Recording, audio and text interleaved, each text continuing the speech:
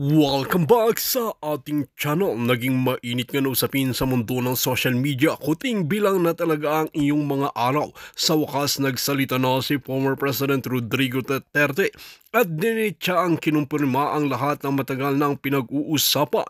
Buong tapang niyang inihayag ang kanyang suporta sa paghatid ng hustisya. Ang kanyang pahayag ay naging hudyat ng pagkakaisa ng taong bayan laban sa katiwalian mula Luzon hanggang Mindanao. Sumigaw ang masa ng katapusan muna. Ayon sa kanya, panahon na para itama ang mali at panagutin ang dapat managot. Hindi na uubra ang mga palusot dahil ang sambayanan ay gising na. Si Kuting ay unti-unti nang kinakain ng sarili niyang mga kasalanan. Ang mga ebidensya ay nagsalita at ang mga saksi ay patuloy na lumulutang. Ang mga dating taga-suporta ay nagsimula ng umurong at lumaban. Hindi na matitinag ang desisyon ng korte, lalo pat sinang-ayunan na ito ng taong bayan. Si former President Rodrigo Duterte ay nanindigan hindi siya papayag sa muling pagbalik ng katiwalian. Sa bawat araw na lumilipas, palapit ng palapit ang wakas ni Kuting. Isa itong makasaysayang sandali kung saan ang tinig ng masa ang siyang nangingibabaw at kapag dumating ang araw ng paghukom, wala nang atrasan. Ito na ang katapusan mo, sigaw ng taong bayan. Well mga kaibigan, para nga sa karagdagang impormasyon, panoorin nga natin ang buong video. At kung bago ka pa lamang sa aking channel, huwag kalimutan i-click ang subscribe button at notification bell para lagi kang updated sa ating mga bagong video. At para sa sulit viewers natin dyan, maraming salamat sa walang sawang pagsuporta. Halimbawa man lang na nagdodroga siya, hindi ko sinabi nagdodroga siya, tigilan niya muna ang pagdodroga niya habang presidente siya. Pag hindi na siya presidente, yun, dumurog na dumurog, walang problema kasi kawawa ang taong bayan, mga kareaksyon. Di ba? Ayaw niya magpo-follicle test, sabi niya fake daw yung video. Sige, sabihin na natin fake yung video pero authenticate daw eh. O, sabihin na natin fake yung video, ayaw mo magpo-follicle test, huwag ka na lang magdroga. Di ba? Kung sakali man nagdodroga ka. Paano tataas ang trust rating niya kung nagdodroga? Ano pa, ang mas nakikita kong malaking threat, itong eleksyon. Yung nangyari sa OFW voting na bumoto ng straight PDP yung mga OFWs, iba ang lumalabas. Pangalan ng alyansa candidates, mga makakaliwa. Ano ba yun? Yun ang tingin ko na malaking threat sa demokrasya. Paliwanag ng COMELEC, encrypted kuno. Hindi ako maniwala sa encrypted. Right, naku, eto na po mga kareaksyon, nagsalita na po si Madam Manilet. Meron na daw komento si Pangulong Duterte patungkol dun sa pag-i-endorse ni BP Sara. Pag-i-endorse ni BP Sara kay Jaime Marcos. Naku po. Ito po, pakinggan po natin mga kareaksyon. Ito. Amen. Manifest good niya. Exactly, ma'am. So, okay lang. Loko? Ay, okay ra magmunta namin gamay. No. Kuan ma'am, kanang Salamat na. Basta ako pirmi ko. Muagi ko ninyo. Kaya magpasalamat. salamat po kayo, ma'am. Ma'am, nabay kanang nasulti si PRD o komento niya about sa pag-endorse ni BP kay Amy? Wala siya nag-comment. Wala siya nag-comment. But he's aware, ma'am. Awareness siya. Okay. Awareness. Wala siya nag-comment. O, di ba? Hindi nag-comment ang Pangulong Duterte, aware na siya. Ibig sabihin, ayaw niya siguro yung pagkaka-endorse ni Jaime Marcos, hindi siya nag-comment. Or, gusto siguro niya yung pagkaka-endorse, hindi pa rin siya nag-comment. Kasi bakit nga naman siya magko-comments, di ba? Kahit ako, hindi ako magko-comment eh. Sasabihin, gusto? In-endorse? Tama yan, di ba? Maraming magagalit. Kasi maraming may ayaw kay Jaime Marcos. Ngayon pag sinabi niyang, ayaw ko yan si Jaime Marcos, di pinahiya niya si BP Sara. Yun ang ibig ko sabihin doon. Tatay na nga niya yan, Di ba, dalawang bagay yun, hindi siya nag-comment. Baka okay lang sa kanya. Okay lang sa kanya na si Jaime Marcos. Okay lang yan, sige, kaibigan natin yan. Kaya lang maraming masasaktan. Di ba? Ngayon pag sinabi niya, hindi tama yung ginawa ng anak ko. Eh di pinaya niya yung anak niya. Yun ang sinasabi natin dyan. Protect BP Sara. Di ba? Protect BP Sara. Ayaw mo yung desisyon? Di, wag ka na lang mag-comments. Gusto mo yung desisyon? O, nasa iyo kung mag-comments ka o hindi. Pero ako, sabi ko nga, ayaw ko yung desisyon niya. Ayaw ko si Amy Marcos. Pero dahil desisyon ng leader ko, irerespeto ko yan at pakikinggan ko yung leader ko. Dahil ipapakita mo sa kanya na sinusuportahan mo siya. Yun lang. Simple lang naman eh. Dami pa ninyo mga, paano dyan, mga, kulang na lang kung hindi nyo i-persecute si BP Sara sa kanyang desisyon. Di ba? Sino ba yung unang-unang tinamaan dyan kay BBM? Nang pagkapanalo niyang presidente, sinong unang-unang tinamaan dyan? Basta Pilipinas. O di ba tayo ang unang-unang tinamaan? Tapos, sino yung mga leader na binanatan? Ang Pangulong Duterte. Ngayon, alam na ni BP Sara na nangyari ang pagpapadala sa Pangulong Duterte dahil sa kapatid ni Amy Marcos. Magtataka ka, bakit in-endorse pa rin niya si Amy? Anong dahilan? Di ba dapat pagkapatid niya yung tumira sa tatay mo, galit ka rin doon sa kapatid niya? Di ba dapat ganun, di ba? Galit na galit ako sa iyo kasi yung kapatid mo, binastos yung tatay ko. Ang tanong, bakit nakayanan pa rin i-endorse ni BP Sara si Amy Marcos sa kabila ng mga ginawa ng kapatid ni Amy Marcos? Anong dahilan? Yan po ang malaking katanungan dyan. Ngayon, kung tiwala ka kay BP Sara, naniniwala ka sa kanya, magtiwala ka sa kanya. Huwag ka nang magtatanong-tanong, huwag mo na siyang tuligsayin, huwag mo na siyang banatan. Ngayon, kung hindi ka tumatanggap ng suporta, financial support, kay BP Sara, kaya binabanatan mo siya, naintindihan kita. Naintindihan kita, di ba? Ganun lang yun. Money matters lang ang usapan dyan. Di ba? Ganun lang yun eh. Sayang naman, aanuin kita, susuportahan kita, wala ka namang payroll sa akin. Hindi kita susuportahan. Papagod ako sa'yo, wala ka namang pakinabang sa akin. Yun, yung ay, di ako ganun vlogger. Di ako ganun klaseng vlogger, di ba? Ito, panoorin po na ito. I'm from the 19th Congress. Of course, we listen and we deliver. I'm from the 19th Congress. Of course, palagi yung bumabalik sa distrito namin sa Davao Oriental. I'm from the 19th Congress. Of course, 24/7 kami ang magsiservisyo sa inyo. Hello, I'm from the 19th Congress and of course, sagot namin ang mga problema ninyo. I'm from the 19th Congress and of course, nagsusulong ako ng mga batas na ayon sa needs ng mga tao at kaunlad ng ating ekonomiya. I'm from the 19th Congress. Of course, laging handang magtrabaho para sa inyo. I am from the 19th Congress. Anda mugtagan at mutabang sa tumakaisunang sugbuano na nanginanglan. Hi, I'm from the 19th Congress and ramdam ko po ang inyong mga problema kaya kagad po namin itong inaaksyonan ASAP. O di ba? Ano sabi ni Senator Congressman Rodante Marcoleta? Nasusuka siya sa 19th Congress. Hindi niya ipagmamalaki yung 19th Congress. Ayun o, yung mga kandidato na yun, pinagmamalaki nila, I am from the 19th Congress. Nakita niyo si Busita doon? Nakita niyo si Tulpo? Lahat sila proud na proud sa 19th Congress. Yun, boto niyo sila. Oh, di ba? Magaling yan. Sige, tuloy, boto niyo, di ba? Proud na proud sila sa 19th Congress. Yung 19th Congress ang nagpahirap kay BP Sara sa Pangulong Duterte. Diba? Of course, I am from the 19th Congress. Ang galing, ano? Magandang araw, mga kaibigan. Ito po, bakit importante pakinggan po natin si General? Kasi meron pong babala si Browner na kung saan mga ka-reaction, kailangan daw i-secure yung Manila. Kailangan daw pong i-secure yung Manila. Ito, pakinggan po natin, ha? Usapan natin ngayon yung pahayag ng AFP Chief of Staff, si General Romeo Browner, na inutusan niya ang mga army troops na maghanda to secure Metro Manila.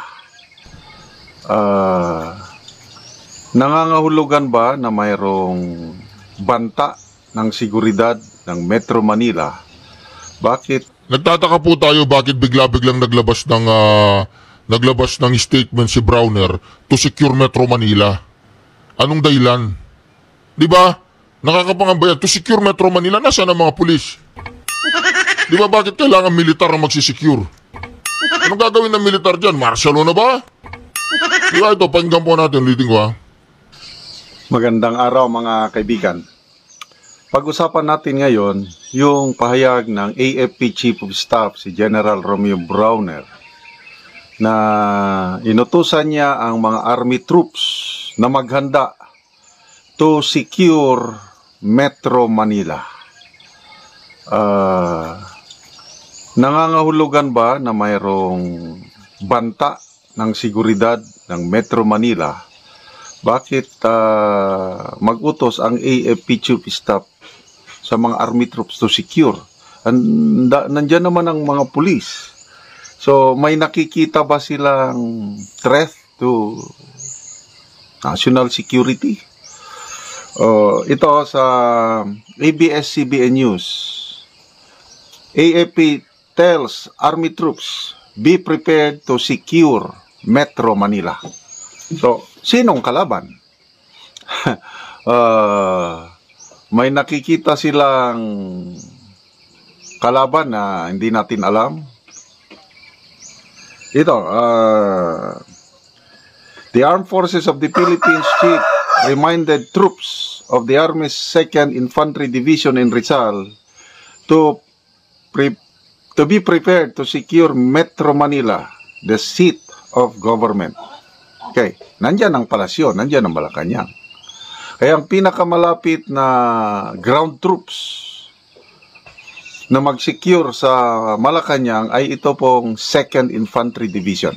Okay, speaking of infantry divisions, Philippine Army, meron tayong 11 infantry divisions. Ang 2nd Infantry Division, nandyan sa Camp Kapinpin, Tanay Rizal, na destino din ako dyan. Ang area of responsibility niya, yan, yung Calabarzon, Mimaropa, ano na bang Mimaropa? Mindoro, Marinduque, Mimaropa, Romblon, Palawan, Mimaropa, yan. And then Calabarzon, basta yung NCR, nandyan po ang 2nd Infantry Division. Baka gusto nyong malaman, nasaan ang isang division, depende sa number of battalions niya, no? Siguro average mga 7 to 8,000 troops. Estimate ko lang ito. Ang 1st Infantry Division nasa Zamboanga. Basta Zamboanga ang Zamboanga del Sur, 1st Division. 2nd Division nandyan sa Camp Kapinpin, Tanay Rizal. 3rd Infantry Division nasa Aklan, Aklan Island. 4th Infantry Division nasa Northern Mindanao, Cagayan de Oro. 5th Infantry Division nasa Isabela. 6th Infantry Division nasa Awang, Cotabato. 7th Infantry Division nasa Fort Magsaysay sa Nueva Ecija. 8th Infantry Division, I think somewhere in Samar. Ganon din 9th Infantry Division sa Marlete area. And then 9th, I think Visayas din. Ang 10th Infantry Division nasa Davao. 11th Infantry Division nasa Hulu. Ngayon po, 11 Infantry Division. So, pinaghahanda ang 2nd Infantry Division. Ang tanong, sino ba, anong grupo ba ang posibleng hasik ng lagim na pwedeng guluhin ang Metro Manila? Okay. Isa-isayin natin. Destabilization. Kampo ng mga Duterte, may kakayahan pa ba ang grupo ni PRRD na mag-destabilize? Ano sa tingin nyo? To me, wala na. Ang ng Duterte ngayon is survival mood. Nasa Netherlands ng dating Pangulo, si BP Sara, nakaabang na yung impeachment trial niya, survival. So, to me, destabilization, walang magawa itong other side. So, pangalawa, yung leftists, CPP and PNDF. May kakayan ba sila? Again, wala. Napakahina na ngayon ang CPP and PNDF. Wala na silang kakayahan. Kakaunti na lang ang naiiwan nilang mga armadong ano. So, masalamat tayo kay Tatay Digong. Nung panahonan niya, nasimulan niya yung NTF-ELCAT. Talagang tatapusin, pupulbusin, at salamat naman itong administrasyong ito at pinagpatuloy. So, wala nang kakayan itong na makakaliwa na agawin ang poder o seat of government. Pangatlo, yung external threat. Meron ba tayong kalaban? Tingin ko wala naman. Kung yung China, yung pinag-aagawang teritoryo sa West Philippine Sea or South China Sea, hanggang doon lang. Wala akong nakikitang intensyon ng China na atakihin tayo dito sa Pilipinas. Ano pa? Ang delikado lang yung Taiwan invasion.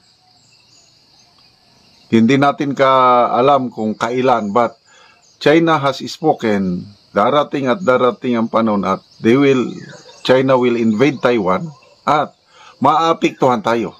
Bakit? Nandito yung US forces, yung Typhoon, US Typhoon missile system nandito. Kaya nga mga kareaksyon, ang tanong po dito mga kareaksyon, na puputulin ko muna yung video. Ang tanong po dito, bakit pinapasecure po ni Browner yung Manila? Anong meron? Anong meron? Anong mangyayari? Yun ang malaking katanungan po ng mga eksperto. Anong alam nila na hindi natin alam? Diba? Meron bang mga sundalo sa loob na kakalas? Magkakaroon ba ng kudeta? Magugulo ba ang gobyerno? Anong meron? Bakit pinapasecure po ni Browner ang Manila? Diba? Dadamay tayo. Yun ang tunay na hulga. At hindi lang Metro Manila, kundi buong Luzon. Nako, tatamaan hanggang doon lang. Wala akong nakikitang intensyon ng China na atakihin tayo dito sa Pilipinas. Ano pa? Ang delikado lang yung Taiwan invasion. Hindi natin alam kung kailan, but China has spoken, darating ang panahon at China will invade Taiwan at maapektuhan tayo. Bakit? Nandito yung US forces, yung Typhoon, US Typhoon missile system nandito. Madadamay tayo. Yun ang tunay na hulga. At hindi lang Metro Manila, kundi buong Luzon. Nako, tatamaan yan dahil kung nasaan yung mga missiles, damay. Ano pa? Ang mas nakikita kong malaking threat, itong eleksyon. Yung nangyari sa OFW voting na bumoto ng straight PDP yung mga OFWs, iba ang lumalabas. Pangalan ng alyansa candidates, mga makakaliwa. Ano ba yun? Yun ang tingin ko na malaking threat sa demokrasya. Paliwanag ng COMELEC, encrypted kuno. Hindi ako maniwala sa encrypted. May isa pang nagsabi na, yeah, that's the problem, that it's programmed, it's meant to be, ganun daw. So, yun, nakakatakot. Democratic system natin, yung very sacred right ng Pilipino to vote is parang nawawala na ng saysay pag hindi nila makorek ito.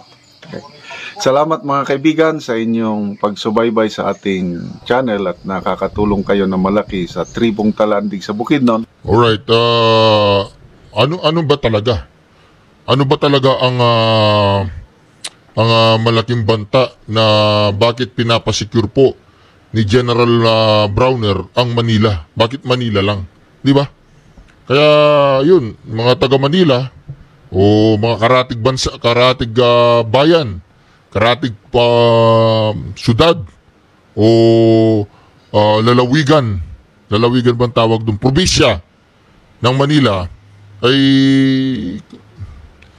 magano po kayo, magbantay.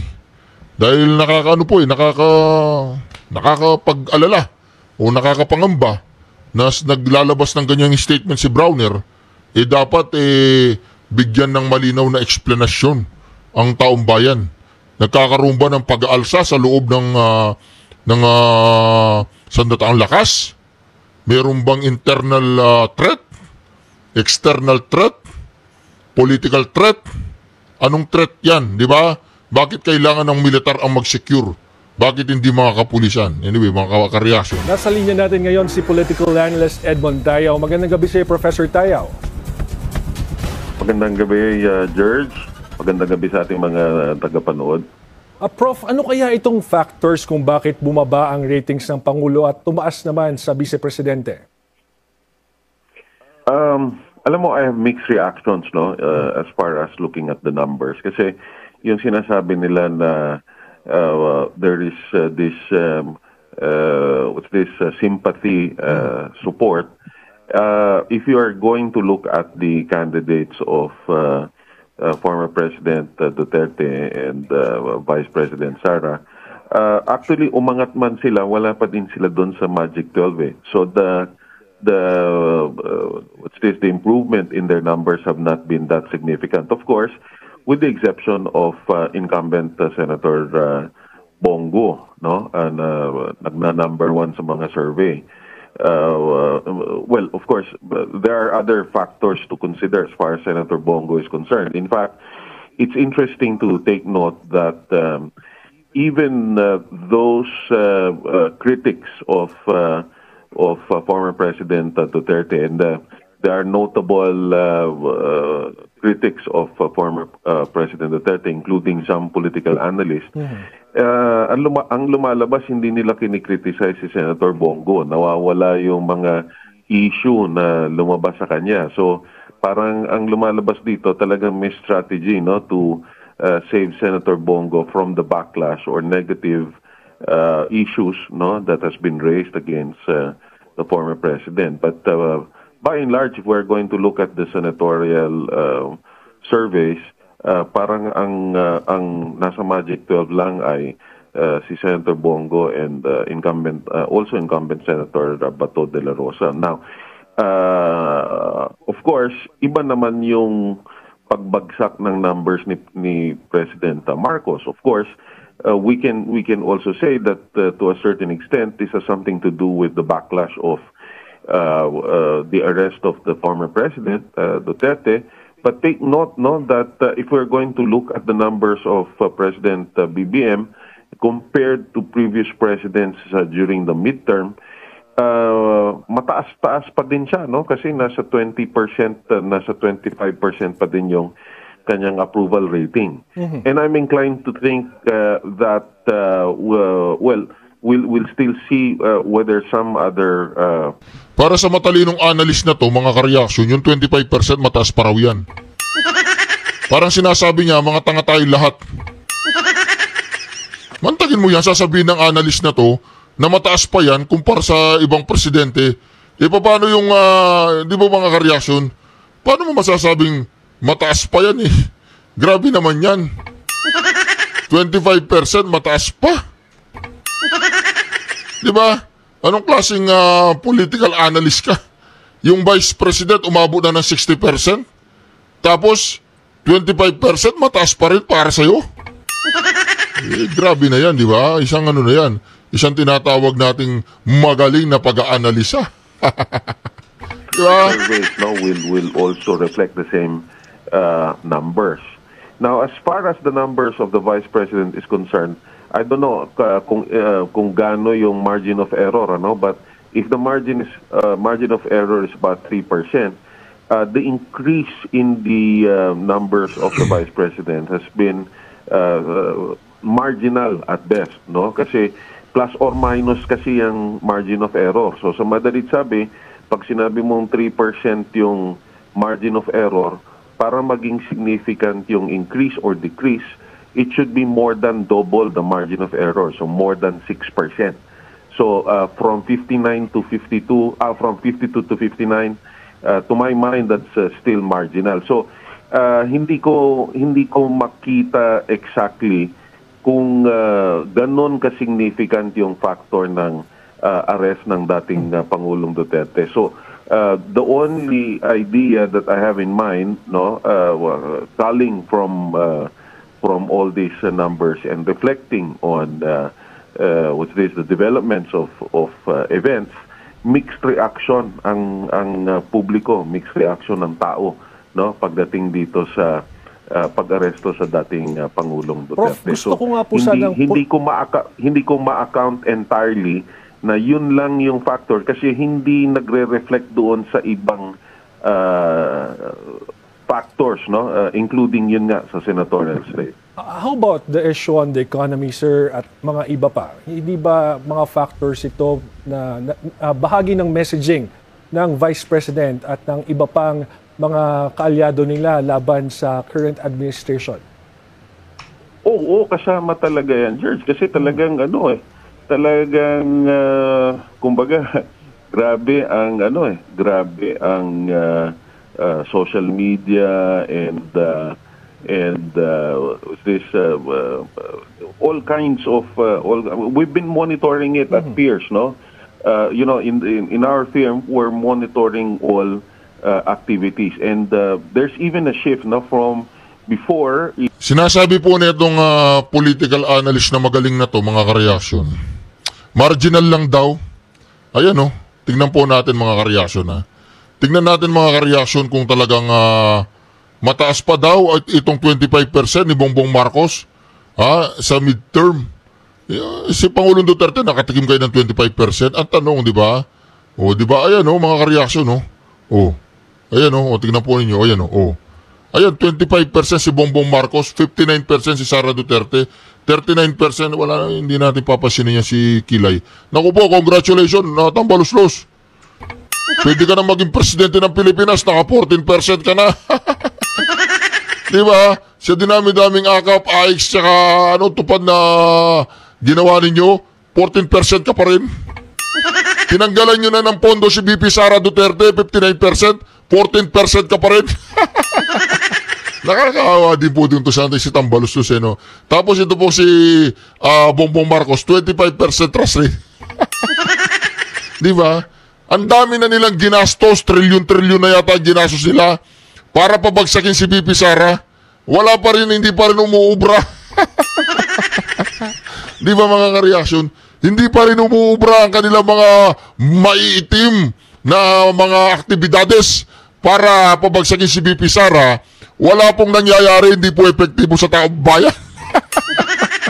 Patuloy pa rin lumilipad ang kanyang trust ratings. Di ba mga kareaksyon? Nakakahiya yan, 59 dyan, ito, tingnan nyo kung ilan. 59 yun, di ba? Yan, 61 naman yan. Diyan, tinanggal na si Tambaluslos. Bakit tinanggal si Tambaluslos dyan? Baka naka 2% na lang dyan. Di ba matapos si Checha Escudero na ilusyonado na gusto rin yata maging presidente. Ayan, sige, umabol ka, 38%, pero ano lang yan? Di ba? Ngayon, 61%, trust rating. Marginal ba yan, Political analyst, ano ba yan? 61%, marginal pa para sa'yo? Tuloy mo yan. If much of the activities or much of the virality and much of reactions from the public, negative or positive,